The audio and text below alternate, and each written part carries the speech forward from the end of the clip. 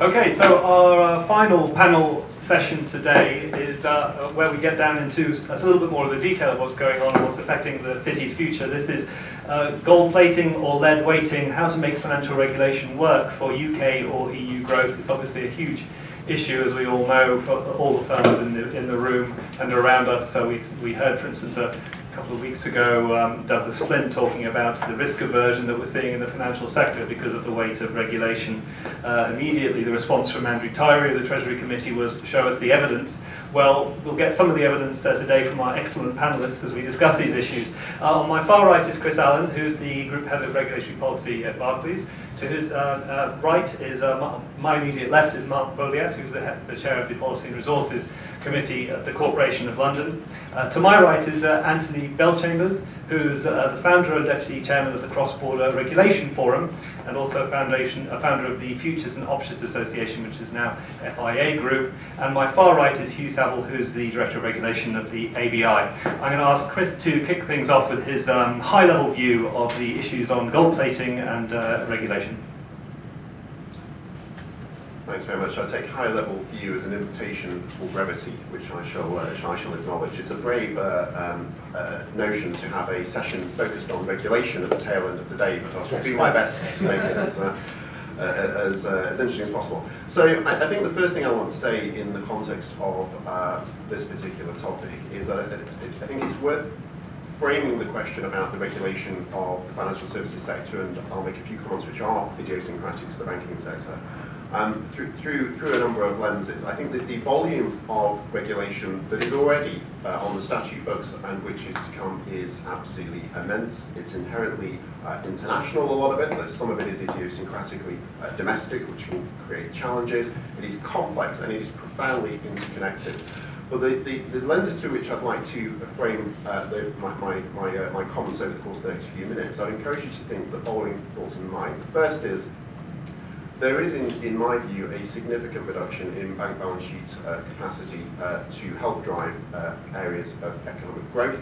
That is not necessarily all not deliberate. There are a number of reasons why reduced balance sheet capacity has certain potential upsides, but there are certainly negative consequences that flow from it. The second, we've also observed a significant degree of fragmentation across global markets over the course of the last couple of years in particular. Most of that derives from geographically misaligned implementation of areas of regulatory reform, notwithstanding, in many instances, a G20 consistency of approach at a very high political level. The third lens or perspective is that I think there are certainly some questions to be answered around whether or not we are observing elements of reduced market resilience as a consequence of some of the direction of travel that we've observed in the context of reg reform.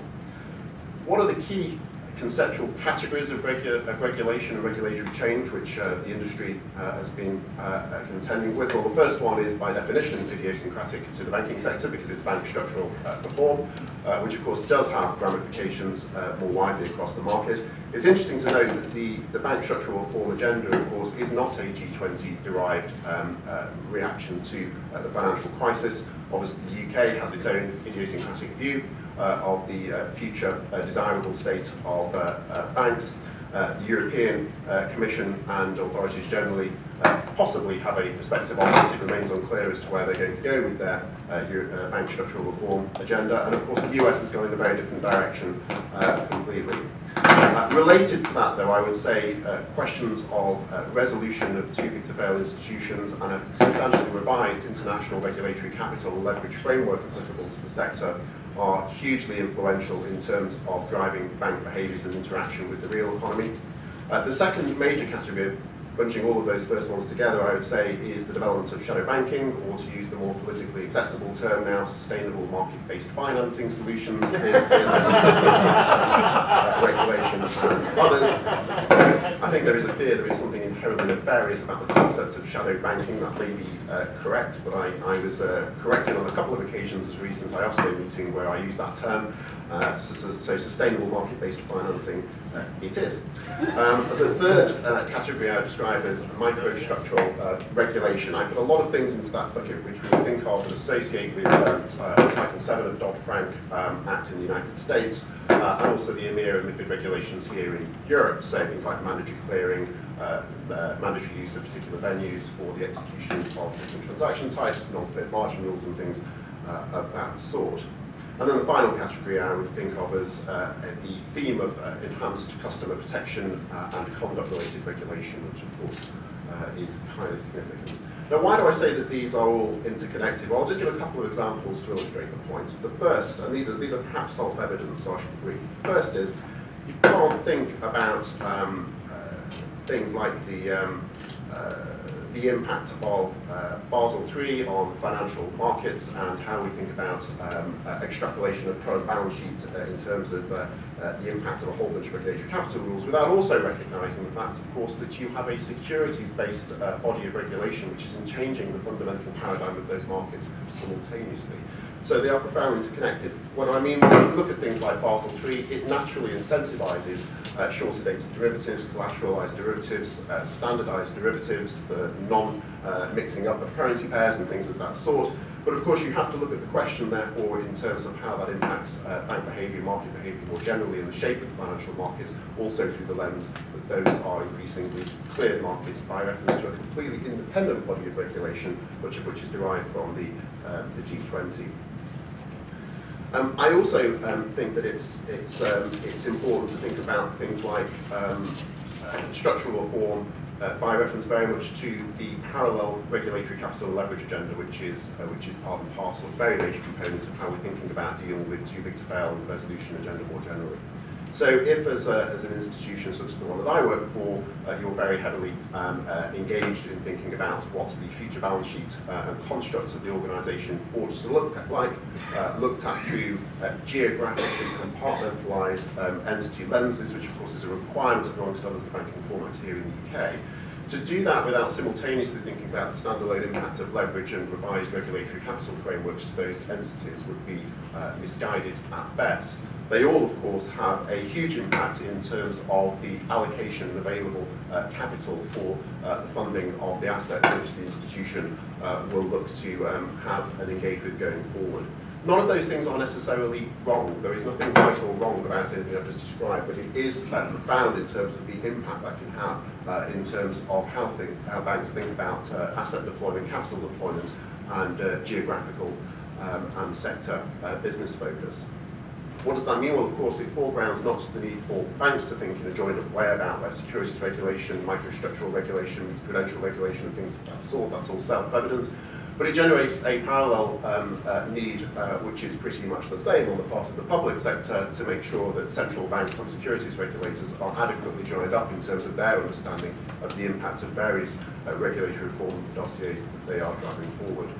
A lot of this is not negative in the sense that it's not unintended. If you think about the profound impact of leverage net statement funding and regulatory capital reform derived from Basel III, promulgated under European law with a few UK idiosyncrasies thrown in, a lot of it does have the impact of reducing balance sheet, reducing leverage, increasing the loss absorbency capacity of banking institutions. So I think most of us would agree are very good things and definitely a positive direction of travel. Increased diversification of risk, increased resolvability of those institutions, all good things. There are, nonetheless, notwithstanding that, consequences that flow from that. We've seen a very substantial contraction in terms of balance sheet inventory on the part of many banks, as much as 80% contraction in terms of fixed income credit inventory on a lot of bank balance sheets, about 45 to 50% reduction in terms of rates balance sheet capacity. That's driven by a number of things. Leverage is one, Volcker rule coming out of the United States is another, which is highly extraterritorial in its impact. It's not really in any meaningful way limited to the United States. Net stable funding is another. Why is that an issue? Well, it may or may not be an issue. It depends. It depends on whether or not there are other financial market participants that could potentially step into the gap that the reduced market-making balance sheet capacity of the banks has opened up. It does have a bit of an impact in terms of customer-facing activity. When I talk to my heads of trading across different business lines, They said that there's been relatively little impact in pricing to date, a little bit of widening on the bid offer on some of the less liquid instruments. The bigger issue is actually what would happen were the market to enter a significant stress period over the course of the next couple of years.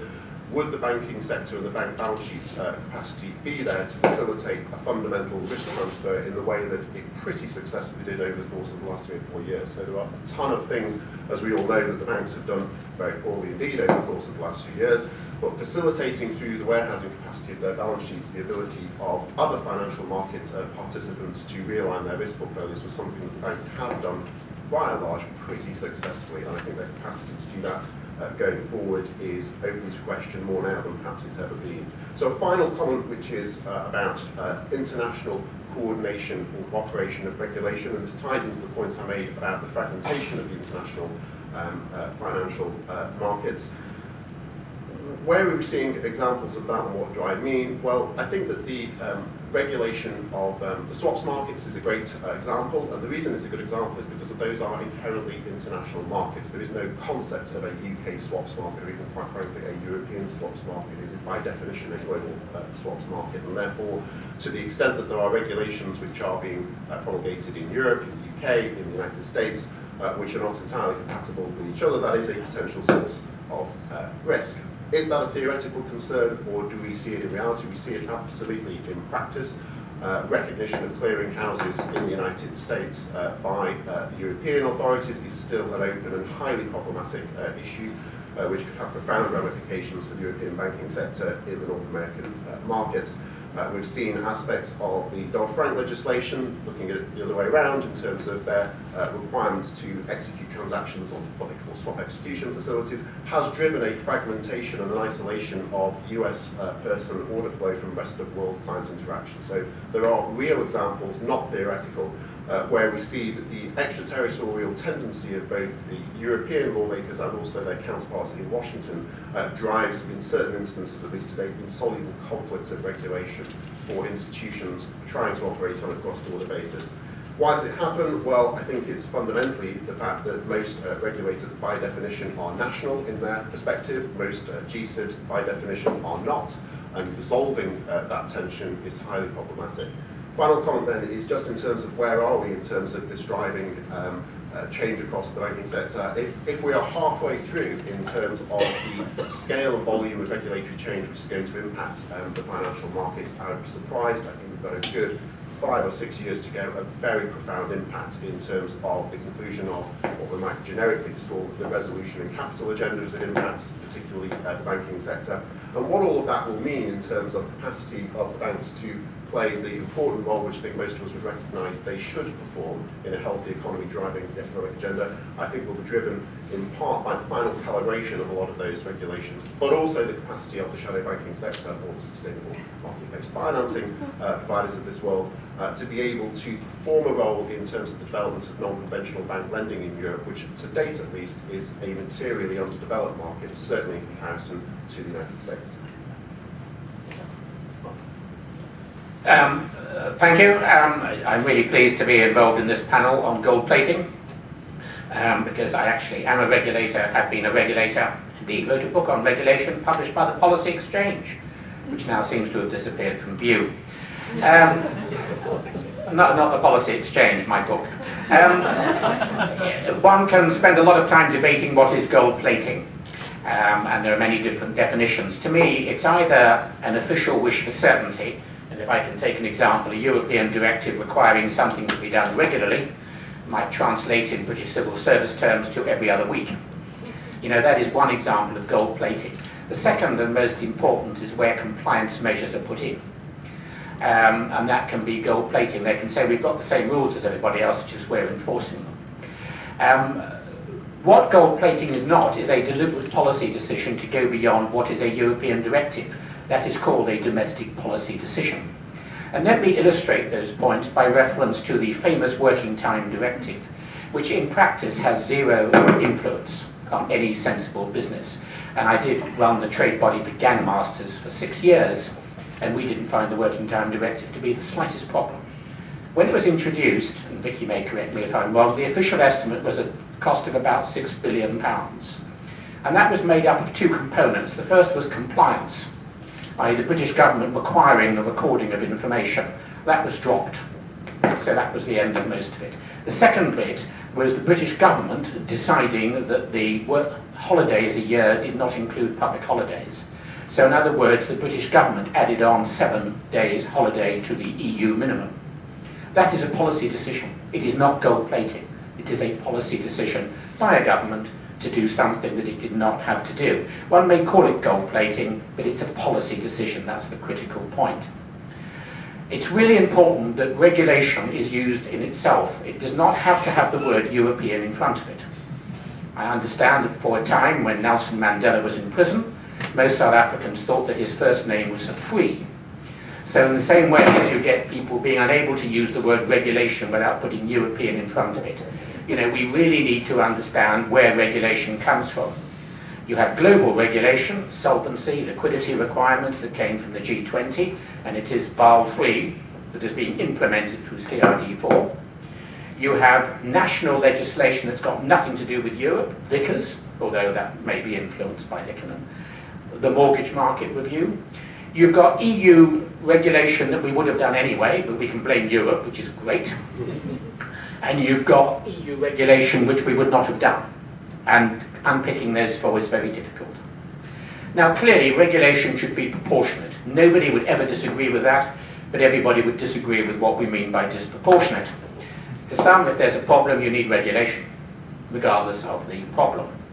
I think regulation needs to be proportionate in relation to what is going on elsewhere in the world and elsewhere in the economy. And that is one of our great failings in Britain. As a policy wonk, the key question to me is who decides whether something is on the regulatory agenda? And the answer is generally a minister on a whim, or possibly the Daily Mail. I'm always fascinated on the contrast between bank accounts, which need virtually no regulation, and car servicing, which is a £10 billion industry, about 35% of which is daft. Women are charged more than men. There are public health issues and criminal issues. Is it regulated? No, not at all. Why not? No, because nobody thinks it's exciting. But bank accounts, we'll have investigations every other minute into them. And that's a really interesting question. And regulators tend to completely ignore what is done outside their sphere. And government, having abdicated to regulators to a very large extent what happens on regulation, there is now no coherence between different sectors of the economy on regulation. So it's not a question of somebody looking across the piece and saying, where are the problems? Let's deal with them. If you're the financial services regulator, you're looking at financial services only, and I think that's a problem. I also observe, incidentally, that pharmaceutical companies act in the interest of their shareholders. Retailers do, car manufacturers do, but financial services companies are supposed to act in the interest of their customers. I just observe there is a different view on all of this. Back to gold plating, I don't think it's a problem at all. I think it was a problem. I think government made a determined effort to get rid of it. The Regulatory Policy Committee, on which I sat for a time, and my colleague Jeremy Mayhew, and I think somebody else here is on it now, has played a part in getting rid of it. But only the British government could have a Regulatory Policy Committee and then exempt from it all regulators. On the grounds that they're not government departments. And of course the Treasury exempted itself on the grounds that it is the Treasury, and the Home Office exempted itself on the grounds that it is the Home Office.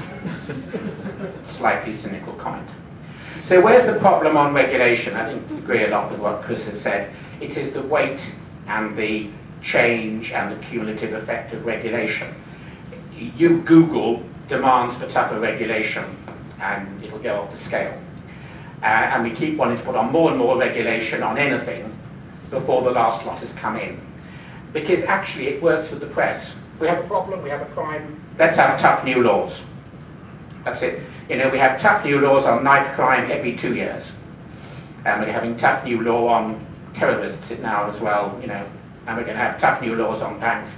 Always good publicity, and it happens. So the cumulative effect is important. America is really interesting at present. I think the financial sector is entitled to have regulatory coherence, as institutions are expected to have coherence across what they're doing globally. I think the regulators should equally be required to work together. Now in America, you don't only get not working together between regulators, you actually have it within regulators to some extent. So there's a real problem with what's going on in America, and then a lack of coherence between what's going on in America and what's going on in the EU. As far as the EU is concerned, going back to a bit of the discussion of me and Matt's, often the starting point of EU regulation is awful. They publish things that are half-baked. In Britain, we tend to get them 90% baked on the whole. But the outcome is often good, and AIFMD is a really good example. When this was introduced, it was seen as being a disaster. It's now seen as being a market opportunity. I know there were costs and problems, but on the whole, really good work by officials has led to a very good outcome. So let me finish with a few messages to policymakers. First of all, look at the totality of the position. Look at the position across sectors. Politicians cannot abdicate regulatory decisions to regulators.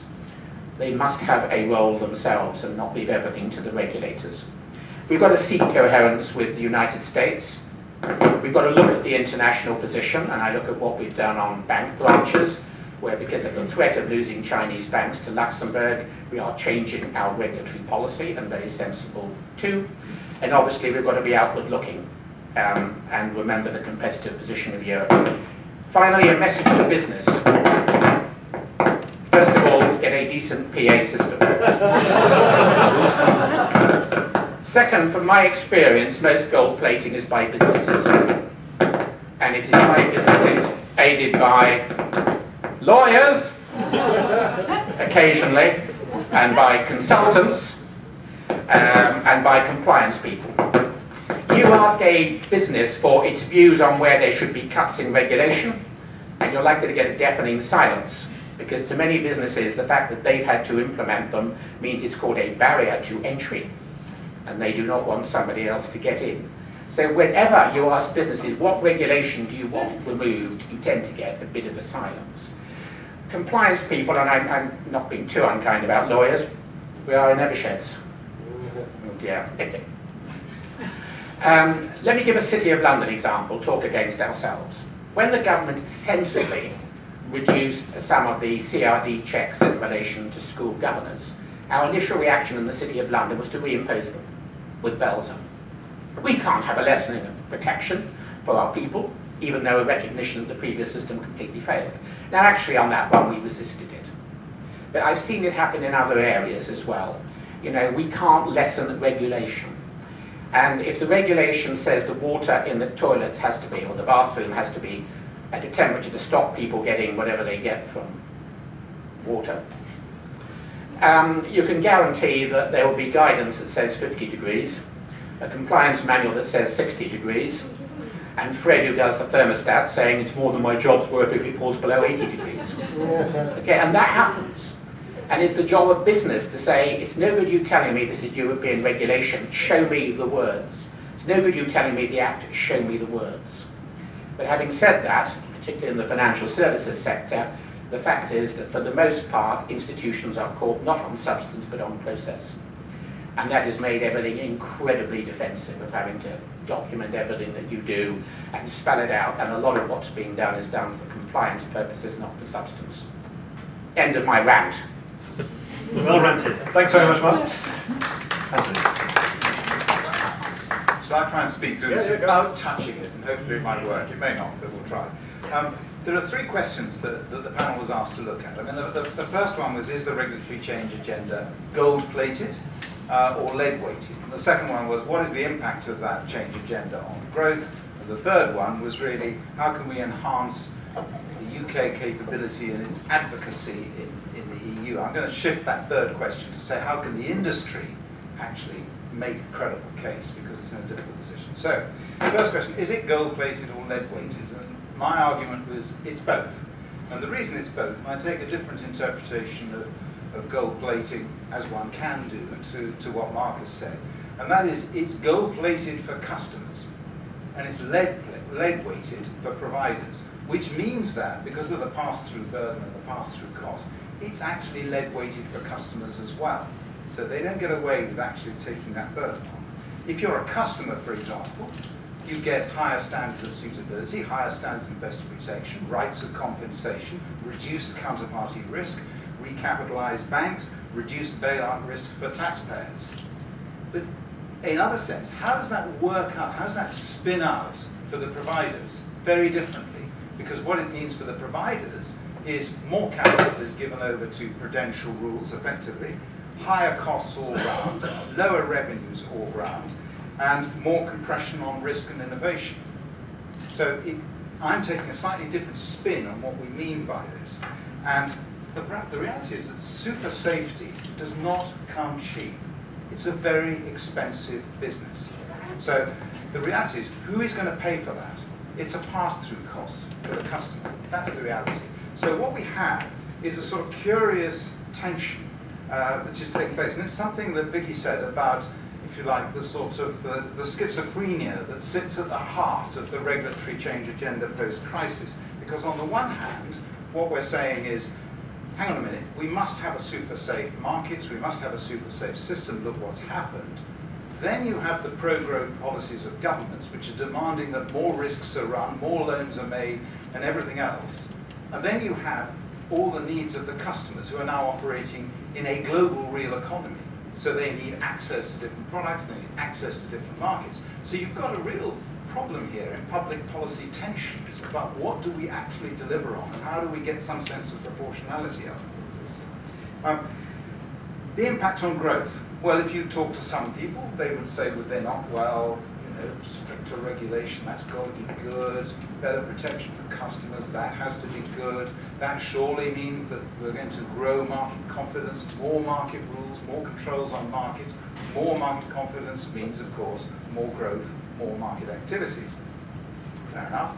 But then on the other side, you've got the other side of the argument, which says, no, that's not right at all. Because surely markets are now being shaped by regulators, they're not being shaped by the needs of the customers of the marketplace anymore. It's a different construct that's taking place. Less customer choice, particularly around the area of execution. Far less customer choice is available. And people would say, surely all of this and the increased cost and the burden is undermining market economics. It's increasing the cost of risk management. It's increasing the cost of raising and sourcing capital. And you see banks, on the other hand, who are literally shrinking their balance sheets, which is the point that's been made. And they're shrinking their balance sheets to reduce the prudential burden that they face. And in order to do that, it means that they're not going to be lending as much money as they used to. It's all very logical. You can't be critical about this. This is purely a logical behavioral reaction to an excessive regulatory agenda. So they would say, no, it's not facilitating growth, it's clogging growth, and it's clogging recovery, and it's slowing the whole process down. So I've said, whatever the outcome, whatever side you take, the public policy tension is absolutely there, and it's in our face to be seen. You only have to look at the announcements in the newspapers to realize that there are these tensions. So what about industry advocacy? Well, it's in an appalling place, as we all know, because we're facing continued troublesome headlines about behaviors, about market behaviors, about customer relations. We've got political populism, not in all quarters, but in some. We've got public distrust, we've got resentment over remuneration, and we've got a whole post-crisis drive to protect consumers and contain risk. So very difficult to make a case for proportionality. In effect, it's trumped by the agenda and the drivers behind the agenda. I think what's to be done, I've got a sort of little note here, what's to be done, and there's nothing new here, but I'll just rattle through the points quickly. I think the industry has got to be seen to own the change agenda itself. The trouble is the public perception, and I know it's not true, but the public perception is the industry is being grabbed kicking and screaming into behavior, good market conduct by the regulatory authorities. They're being whipped into line. That is not good for public confidence, and it's not true. So I think the industry must step up to the plate and make more of the fact that actually it's self-determination in this area. Secondly, I think the industry must make much more out of the contribution that is being made by banking and financial services to the economy, to the wider economy, to third world countries, to society in general, enhancing the public good. And that's not about charitable giving. That's not what we're talking about here. That's nothing to do with it. You just get a cynical reaction to that. This is actually, what does the business itself do in enhancing society and enhancing the economy? I think the third thing is that stakeholders, and by that I mean end users, market infrastructures and providers, banks and others, should really try and make common cause when they're making a case to the regulators, rather than going off sectories to do it. And I think, if I may say so, I've been involved in a couple of these initiatives. One is the Joint Trade Association Group, and I won't bore you with all this. Another one is the Cross-Border Regulation Forum. Another was a group that was set up to try and fight the financial transaction tax. And it was a mix of market infrastructures, corporates, institutions, institutional end users, trade associations and business groups and so on. That to me is the way forward, because we need to have that concerted view in order to get any weight at all or any traction. Fourthly, I think there needs to be far less confrontational, difficult I know, between regulators and the industry. We need to try and understand how we can get into a partnership and a better understanding of the drivers. We need to be more tolerant of the public policy and political pressures that are faced by regulators in taking forward this agenda. It's not entirely their fault. In many cases, they're being whipped into this by their political masters. So I think we need to better understand that. We need to better understand, too, I think, the sort of legacy of fear that the crisis has left, the fear that this could all be repeated. That is a big driver. At the same time, the regulators need to better understand the commercial drivers that stand behind the firms in a highly competitive environment. All the burden on resources that is now being placed on those resources. And above all else, I think there's a real issue, and you touched on it, which is this cumulative impact of regulatory change.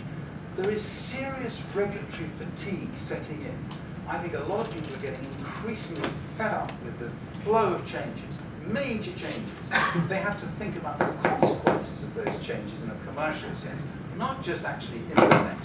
But what does it mean for my business? What does it mean for my revenue streams? What does it mean for compliance? What does it mean for my customers? And customers are getting equally fed up with it. It's just a never-ending stream of change. And somehow, somewhere, I think there needs to be another awareness of a proportionate approach that needs to be taken into account. A couple of other very, very quick points, and that is cost. Cost is a big issue, and I think it's probably right to say that after a crisis of this nature, increased cost, greater regulatory intensity was inevitable. So it's no good going to the regulators and saying to them, oh, it's all costing too much. You'll be shown the door straight away. It's a must-do type of thing. Get on with it. So, having said that, though, there are real cost concerns, and it's about tipping points. So you need to tie in any debate about excessive cost into something that says it's exacerbating risk, it's damaging customer capability in the marketplace, or it's damaging growth. We need to tie it into something else, not just the debate that says, oh, it's costing so much, and look at my compliance department's growing endlessly. That won't get you much sympathy. And the last thing, I think, which is the point was made, always give examples wherever you can. Going in there and waxing lyrical about what you expect to happen as a result of the change agenda is not enough.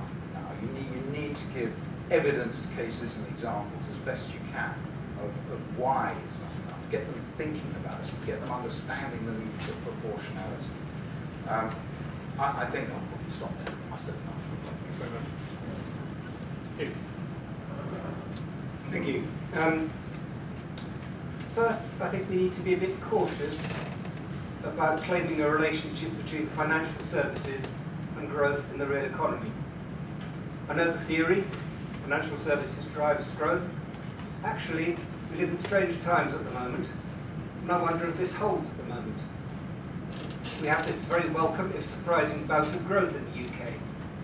I've yet to hear see anybody demonstrate that was driven by financial services. So there's a bit of caution about the relationship between growth and financial services. It's easiest for us in the city to assume what is good for financial services is good for the economy. I hope this is the case. At the moment, I don't know it, so I'm just going to focus on what's good for financial services. And what I can say is that the regulation of financial services is very bad for financial services. My business is insurance. Certainly insurance doesn't directly contribute to growth. It's not like banking and the financial markets that Anthony and Chris have talked about. Insurance is a stabilizer on the economy.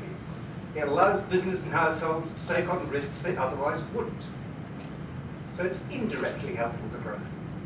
A business that can't insure its premises or its vehicles is likely to be more cautious and less active. What about the current regulation of insurance? Well, here I'm right with Anthony. There's far too much of it. We have gold plating, lead weighting, and also some kind of ghastly regulatory enamel that comes with it. It's just far too much of it. At the moment, I'm particularly concerned about the Bank of England's use of regulatory capital. They appear to be pursuing an approach of driving regulatory capital for insurers higher by any means available. They haven't explained why this is necessary or what the purpose is. It is also well beyond Solvency II levels.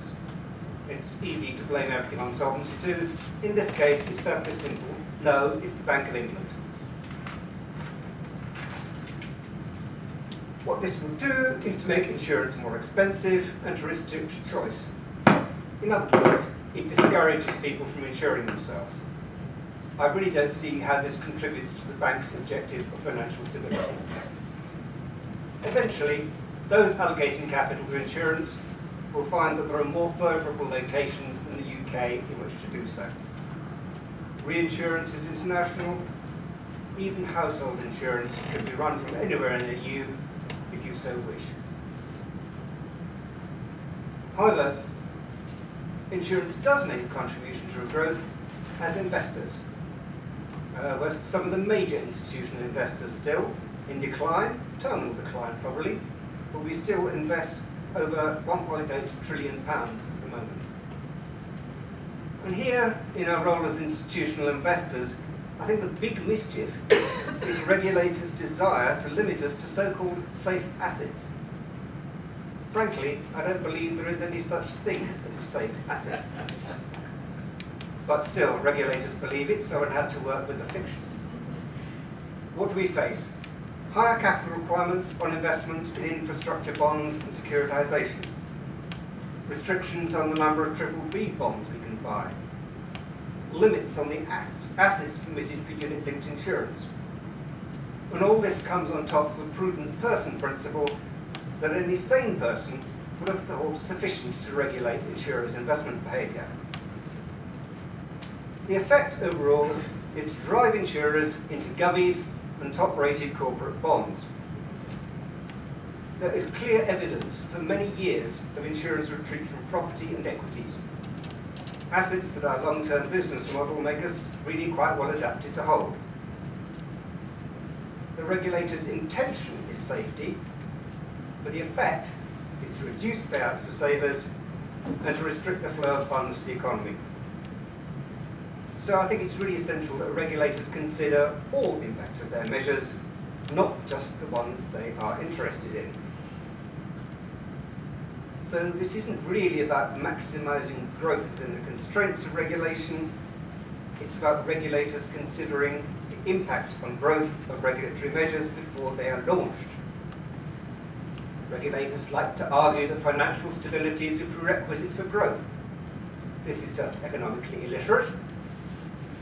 They also argue that the costs of the financial crisis justify any measures. That's just lazy thinking. Finally, in this rubric, there's a bit about the UK becoming a stronger leader in the regulation debate. My heart sinks whenever I hear these. It sounds good, but what it means in practice is that our government front-run measures that we more effectively agreed at international or EU level. Our regulators fan out around the world, preaching the virtues of higher capital and capital fragmentation, and the UK authorities make a virtue out of adopting tougher standards in the UK than are required by international standards. What we actually need is for the UK to become a much weaker leader in the regulation debate. Thank you. Thanks very much indeed. Let me ask you, Chris, about one of the themes that Hugh was just discussing, and the idea of the UK being a leader. A lot of the regulations we hear concerns about, and the ones that you've been highlighting, have been driven by the G20 and the EU and the US. I wonder if you could give an idea of where regulators are getting the balance right. Are there jurisdictions in the world, for instance in Asia, where the balance is better, where they get this better, perhaps countries where they didn't have a big financial crisis, or is this truly a global problem endemic to all regulators affecting multinational financial institutions around the world? Where are people getting it right? Well, I think Asia is a very interesting example, actually, for a couple of reasons. One, as you mentioned, of course, they didn't encounter the financial crisis, or certainly not in the same way that we did in Europe and the United States, and therefore the entire political dynamic that sits behind the regulatory agenda is necessarily a very different one.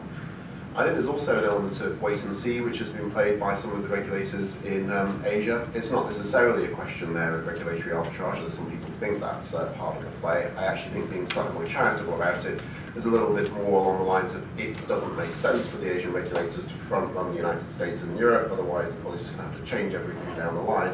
Let's see how this plays out in Europe and the United States, and then select the best bits of the above. And so I think there's an element of that going on as well. Having said that, I think it's also an interesting case study where there has been and I say case study as if Asia is a single jurisdiction, of course, but it's interesting across the region how there has been a degree of caution around not just assuming that everything that has been pushed out in the United States and Europe is necessarily correct and smart. So if you think about the authorities in both Hong Kong and Singapore, a couple of other centres, are very reticent about the appeal or not of forcing activity into mandated trading venues. That's already happened, of course, in the United States. It's happening in Europe under MiFID II, and there is a general view which is misconceived that Asia is just playing catch-up. So the most recent conversations I've had with regulators in that region suggest they have no intention whatsoever of playing catch-up on those particular items. It's not part of their priority set in terms of what they think is in the best interests of the financial markets. And I don't think, as I say, that's a case of arbitrage. I think it's a case of saying, well, what actually is in the best interests of liquidity and investor interaction in the financial markets in those centres. And that interest is arguably not best served, or certainly it's not compelling, by the introduction of measures similar to those that we've seen in the United States and Europe. So I think it's an interesting area.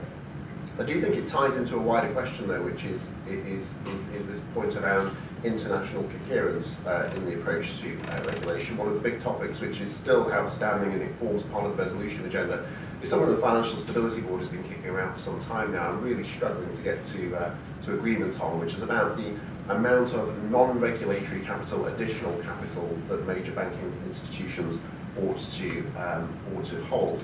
The spectrum of opinion, as has been fed back to me by various members of the Financial Stability Board, is profound. You've got some members of the FSB who have very fixed views about the quantum and the type of instrument that banks ought to have. And we're talking very substantial potential cost implications associated with that perspective.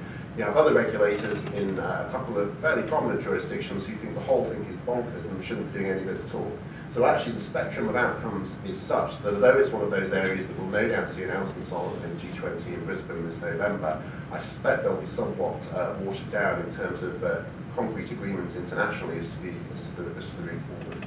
So where are people getting it right? I think in concept, I'm often struck by the fact that when I talk about regulatory reform, I very rarely attack the fundamental principle and policies that underpin a number of the initiatives that have been rolled forward. I'd say 90% plus of the comments I always have about the quality and consistency of the execution.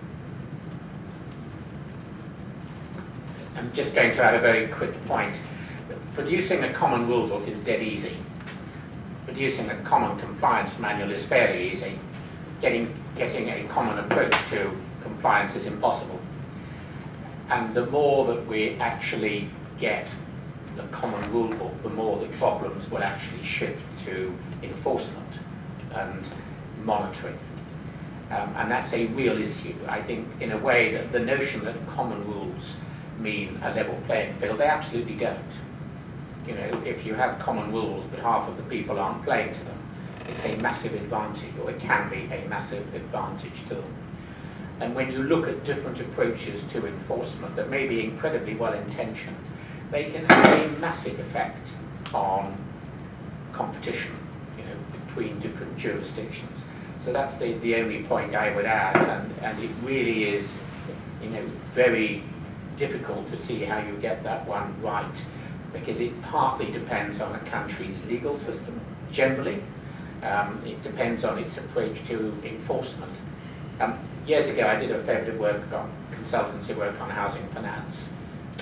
Indeed, Barclays happened to be my client in a number of cases, and I was struck that in Uganda, where you have some business, did have some business, there was an acceptance that if you have a house on mortgage and that you don't pay, the lender takes the house.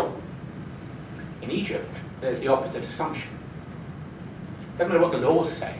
The laws can be identical, but the enforcement is not, and that I think could be a real problem going forwards. And I think, just as an aside, I think some work that was done by somebody on measuring solvency ratios using different national systems got some hugely different results. So if you tried to measure the solvency ratio of Barclays Bank using the French, British, German, Italian or Spanish methods, you would come up with quite different figures. Anthony, IOSCO has been trying to play some role, I think, in bringing greater regulatory coordination, coherence together. It's obviously had that role for a very long time, but under David Wright it's pushing this harder. Do you see that as one particular potential way forward in terms of getting regulators to work together better and under a more coordinated approach? Idealistically, yes. The difficulty is that you always run up against turf issues between regulators, and regulators like to retain sovereign rights of deciding what the regulatory construct should be and what the rules should be. But at the end of the day, we are in a globalized business. We've had over a number of years a very fraught and fairly fruitless exercise in trying to get this thing called regulatory recognition going, so that actually firms and providers and customers don't get inflicted with loads of duplicative and conflicting rules as they do their business cross-border. So we've reached a point where somebody has to grip this thing, and the idea of national rules governing international business just doesn't work. I mean, we've seen it, and that was partly, the crisis was partly a problem that came out of that dysfunction. So my own answer to this is, yes, I do think there's a role for IOSCO. FSB are coming out with a paper shortly, and they are pretty supportive of IOSCO having a role here. We'll have to see what the G20 view is in their meeting in November, but clearly I think IOSCO are looking to grip this one by coming up with some guidance and some criteria, and they're coming out with a consultation paper. I think it's the end of September. Chris, you might know as much about this as I, but it's about the end of September, I think. And we have high expectations that if nothing else, this will excite the individual regulators to get on with it, because they know that if they don't get these bilateral arrangements in place, somebody out there is going to do it for them. And that might be the kicker that they need to get to accelerate this whole process.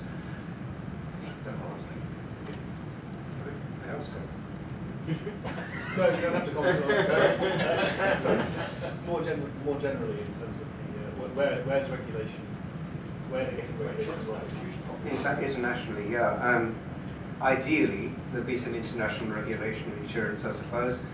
But there is an insurance equivalent to the Basel Committee. It's called the International Association of Insurance Supervisors.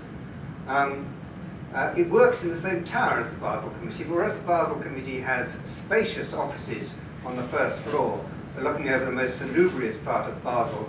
To get to the IAIS, you have to go through the car park. And I think that rather sums up its resources. It has only about 20 people that work there, and some of them only half the time. It just isn't properly resourced to do the job. Central bankers like to live in style. Quite right. Right, I'm going to take some questions from the floor. We already have one hand up, so halfway down. Thanks very much. Hello, Henry Tapper. I'm not a banker, and I think the panel are a little bit male, stone and pale, if you don't mind me saying so. I'd like to hear a little bit of a contrarian view. There are many billion millions of people in this country who've claimed that the PPI, and the consumers are fairly upset about the way they've been treated. But to listen to this particular session, I would have thought the consumer didn't exist. Okay. Chris, let me start with you on that one. Barclays has had a few problems with its relation to its customers. Are we, in this whole debate, forgetting why these regulations are being put in place? That there were just some extraordinarily egregious practices by the banks that actually, the procession of fines doesn't seem to be stopping. I agree, and actually I think prioritising the customer interest is an absolute fundamental must, which I think the banking sector has got hopelessly miscalibrated over the course of the last 15, 20 years. I disagree slightly with the observation that the panel's not touched on the customer impact. I think it ties in very much to the comments that particularly Anthony was making about the sort of the competing policy objectives, which I think underpin a lot of what's happening in the financial markets. I think there is an absolute pressure to increase lending activity, to engage in the type of funding of assets which are in the best interests of the capacity to drive real economy growth. There is simultaneously a lot of pressure to do the exact reverse, which is not articulated in those terms, but is in practice the natural consequence of some of the other apprehensions we see around banks assuming risk and exposing large-size leverage balance sheets and things of that sort. I think when it comes to the conduct agenda, I mean, you're absolutely right. The banking sector, not just the banks actually, but the wider financial markets and certainly the banks, have had a very, very difficult period, which continues, of course, as we all know, with some of the issues which are being being cleared up as we speak. I think it will take some time for all of that to wash out of the system. I guess just a couple of points on it though. One is, I think there is absolutely a genuine recognition both of the nature of that problem, but also on the absolute imperative of it being remediated and addressed across the sector. I genuinely believe that in terms of the leadership of my own institution, or else I suspect I would have long since elected to leave and go elsewhere.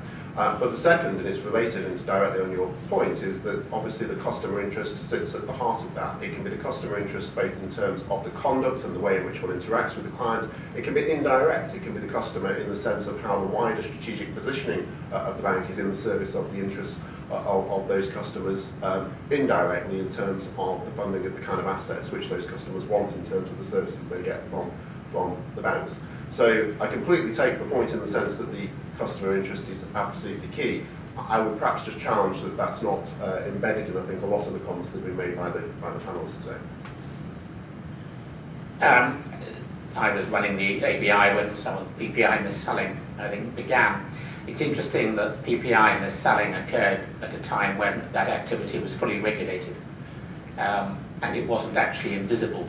It was pretty obvious it wasn't a great product at the time. And on banking, there's been a particular problem with the notion that people are entitled to free banking. A policy that was fully supported by consumer bodies, journalists and government. And it is, of course, a nonsense. Bank branches, clearing systems, staff cost money, and the free banking had to be paid for by somebody else. So that was, I'm not saying it's the whole of the problem, but it was part of the problem. In the nice days when I was running the Building Societies Association and I set the margin between borrowing and lending rates, which made it much easier to run a building society, the staff could spend their time advising customers and being nice to them because we had a margin that was sufficient to enable that to happen. When the cartel went, and I did my bit in getting rid of it, the branch staff would not exist if they did not sell products. And to some extent, they were selling products to people who didn't necessarily want them. Just about every other business in the country tries to do that. Okay? BT phoned me up saying, your contract's coming to the end. We would like to offer you this product. And I say, that's very interesting. This product is more expensive than what I'm paying, and you're offering to new customers something at half the price with BT Sport thrown in, and unless you give me that as well, I am switching to Sky Sports. Yes, Mr. Burley, I think we can offer you that. Come on, that's what happens. That is exactly what happens. You know, why is it different when a bank does it? And when I go to Starbucks, as I did this morning, what is Starbucks trying to do? They're trying to sell me a muffin, because they always say, do you want a muffin? They probably look at my stomach and see my muffins all in that. They are trying to cross-sell on top of my extremely fat-rich cappuccino, which is dangerous to my health, and even more dangerous muffin. And if you brought Starbucks within the control of the financial services bodies, it would be abolished. You know, it is stopping people in the streets, trying to sell them products that are distinctly unhealthy and will shorten their lives. Now you can say that's nothing like banking. You know, Starbucks is not important.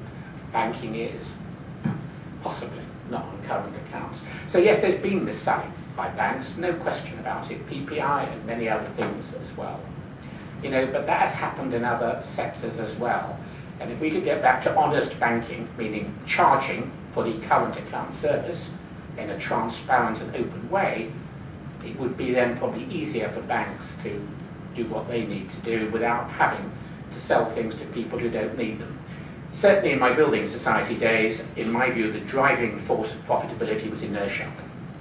You know, the chairman would in his annual report saying, we're grateful to our customers for their loyalty, which meant we're very grateful to those people who borrow money from us at higher than the market rate and who lend to us at lower than the market rate. And you would get people saying, why don't you pay all of your depositors the highest possible rate and charge all of your borrowers your lowest rate? And see, because we would go bust. So there are some, you know, I'm not attempting to defend the banks on this, but just saying these sort of things happen in every sector of the economy. You know, people trying to sell you something you don't necessarily want, and people on the whole can resist it. In some bits of the financial services industry, including the insurance bit, sometimes it's made very difficult by, or has been made very difficult by opacity and so on. And that I think is a real problem. So it's about having a little bit more clarity. But here, the volume of information that is required to be given to the customer is completely counterproductive. And we know from just any amount of studies that people will believe what is said to them as opposed to what is in a long brochure that says this is important. Indeed, a salesman can say, that's what I have to give you, but it's wrong. The reality is boom. People accept it. Yeah, I just want to make a very quick comment, which was, you know, nobody can turn the page until we get public trust back on the agenda. And I hope that I did make it very clear that banks must own the change agenda in terms of improving market behaviours, customer relations, and prioritising customer interests. The trouble is, and a lot of banks are doing this, but the trouble is, it doesn't make good headlines. We all know that. So there's not a lot of visibility around what the banks are doing internally. There's a hell of a lot of visibility when things go wrong, as we all know. But it does so. I think there's a disproportionate approach on the part of the news and the media about balancing out, if I can put it this way, the good news and the bad news. And I think that's part of the problem. I don't know how others would feel about this, but I just don't think the banks are getting enough street cred out of what they are doing internally.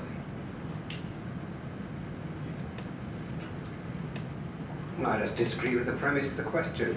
When if you look at the panel, how can you possibly question its diversity? It sounds a lot younger than the rest of us. More seriously, if you recall, the reason I objected to higher capital requirements is precisely because of the impact on our customers. I said it raised prices and it reduces choice. And that is the mischief, not any impact on our balance sheets. Okay, we have time for one more question, right in the middle. Thanks. Yes, rather a simple question. I was at a previous conference discussing these issues, and what strongly came up from that was, in terms of public understanding of what's going on, and in terms of practical solutions and bringing it back to enforcement and international cooperation, it seems to be that simplicity is key. So I apologize if this is too simplistic, but I'm trying to deliberately be simplistic, because it seems to me that globally and at a national level, you need to enforce the law on fraud and whether you can bring it back to the law on tort in terms of establishing a duty of care. And it seems to me that that's something that the public can buy into, that they can understand, and that they see that some of the mis-selling that's gone on, and the difference between Starbucks and financial services is that you can destroy your life savings in one decision, made by what someone said to you, not by reading the small print. So that's my rather simplistic question, is enforcing the law on fraud and re-establishing a duty of care. Mark, can I ask you your thoughts on that? The idea that, I mean, the duty of care, well, solicitors have no doubt about their duty of care, but a lot of these conduct cases we seem to see with banks a failure to recognise their duty of care to their customers, and often a failure to enforce the law of fraud properly. I was hoping you wouldn't ask me. I'm just not certain how to answer it. I partly don't agree with the premise of it. Yes, one bad financial decision on a financial product can be very damaging. Buying a house can be very damaging. That's completely unregulated. You know, buying a motor car is completely unregulated. So a whole lot of things are unregulated. Now, you know, if you're investing £200,000 in a hedge fund, I agree that's one thing. If you're opening a bank account, I'm not certain that is life-threatening in the same sort of way. And I think there might be an issue about looking at different products. It is ironic that if you want to invest in a collective investment scheme, i.e. 10 shares put together to share risk, you have to go through the most tortuous procedures. You want to buy a share, that's fine. You know, a single equity, that's a doddle. No controls, whatever. So I don't think we've got it right. We seem to be saying any financial services needs a completely different measure of regulation compared with all other products. And that is something that I find odd. And I know when I was working in the insurance industry, it was ironic that when you buy a car, there's no regulation at all. When you buy the finance to buy the car, there's some regulation. When you buy the insurance on the loan for the finance, it's regulated massively. And I'm sure there's a logic behind that. And I'd like to think somebody has thought that through and decided that's where the balance should be. And again, it's not the mortgage that's the biggest financial transaction of your life, it is the house, which people often miss. So I just don't think getting the fraud right, you know, the public need protecting on a lot of things, there's no question. It is where the public cannot be expected to have the information that they need. And that's why there are safety requirements on cars, which are absolutely right. There's no laws on suitability of buying cars. So it's getting that balance right, and I think it's very difficult. I'm not certain that duty of care would necessarily answer it. Yeah, I mean, look, there is a duty of care on everyone in terms of not being negligent, not being reckless, and that sort of thing. In terms of additional responsibilities under the rules, clearly there are fairly heavyweight fiduciary responsibilities that are owed by financial service providers to retail customers, and there are responsibilities about being truthful and honest and straightforward with wholesale customers. And that distinction is largely because wholesale customers include very often very big corporates who understand as much about the marketplace or about as much about the product as the provider does. In general terms, there are always exceptions to every rule. So I think there are pretty tough fiduciary responsibilities owed, certainly to the retail sector, and that comes under the rules of the regulatory authorities. I think, actually, to answer your question, it probably would do the trick, but we left that point behind a long time ago. When I first started working in my department, there was a small basement somewhere with about 20 people who regulated the financial services industry. They did a pretty bad job. But actually, about the thousands of people that now regulate the financial services industry, I don't believe anybody is any better protected.